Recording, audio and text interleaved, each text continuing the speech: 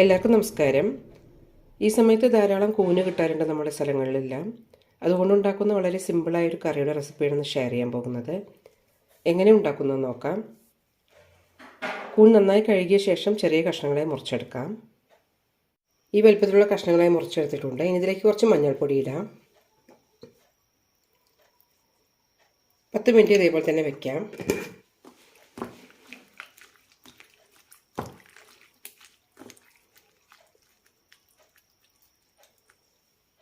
ഇനി ഇതിലേക്ക് ആവശ്യമുള്ളത് 2 സവാളയാണ്. കനം കുറഞ്ഞ് അരിഞ്ഞെടുക്കാം. കൂന് നന്നായി ഒന്ന് കഴുകിയെടുക്കാം. പാൻ ചൂടായിട്ടുണ്ട്. ഇതിലേക്ക് വെളിച്ചെണ്ണ ഒഴിക്കാം. 2 ടേബിൾ സ്പൂൺ ഒഴിച്ചിട്ടുണ്ട്. ചൂടാകുമ്പോൾ സവാള ഇടാം. സവാളയ്ക്ക് പകരം ചെറിയ ഉള്ളി എടുക്കാം.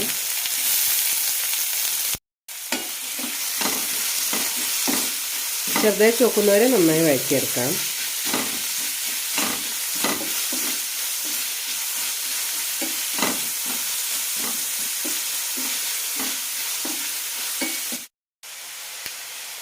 ഇതിലേക്ക് കുറച്ച് ഉപ്പ് കൂടി ഇടാം.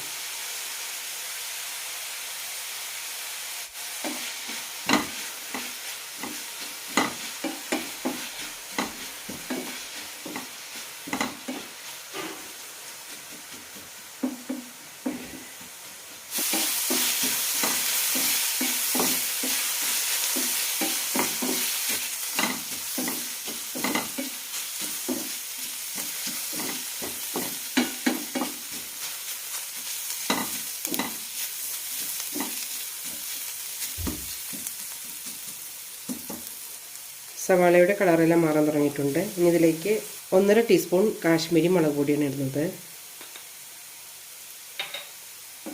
നന്നായി വഴറ്റാം.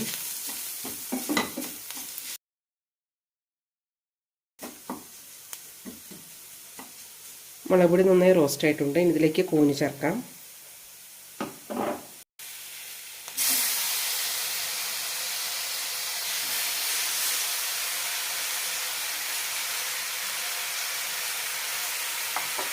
വെള്ളമൊന്നും ഒഴിക്കേണ്ട ആവശ്യമില്ല. കൂനിൽ നിന്ന് തന്നെ വെള്ളം ഇറങ്ങി വരും.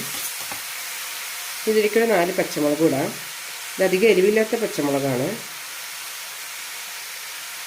ചീനമുളക് ഉണ്ടെങ്കിൽ അതും ഇടാം.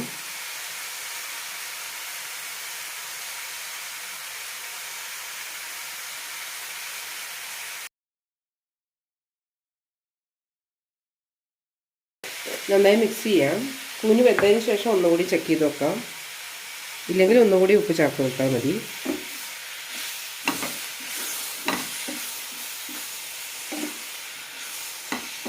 കൂന് നന്നായി ചുരുങ്ങി വരും. കൂടുതൽ ഉപ്പിട്ട് കഴിഞ്ഞാൽ ഉപ്പ് കൂടിപ്പോകാനുള്ള ചാൻസ് ഉണ്ട്.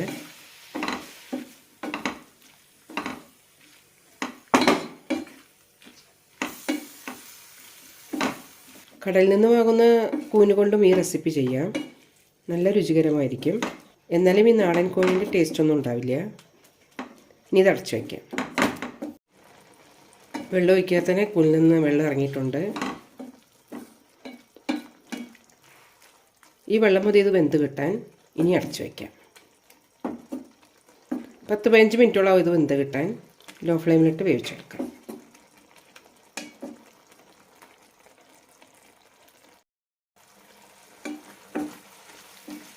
വെള്ളമൊക്കെ വറ്റാൻ തുടങ്ങിയിട്ടുണ്ട്.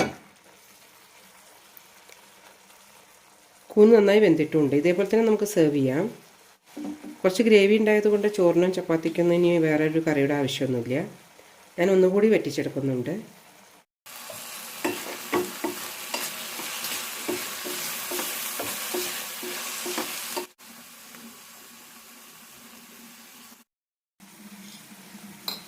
ഈ സമയത്ത് ഇതിലേക്ക് 2 ടീസ്പൂൺ കൂടി വെളിച്ചെണ്ണ ഒഴിക്കാം.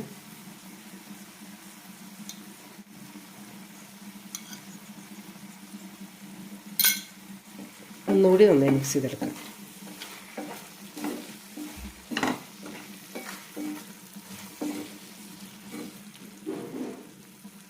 ഈ സമയത്ത് ഉപ്പ് ഒന്നുകൂടി ചെക്ക് ചെയ്ത് വെക്കാം.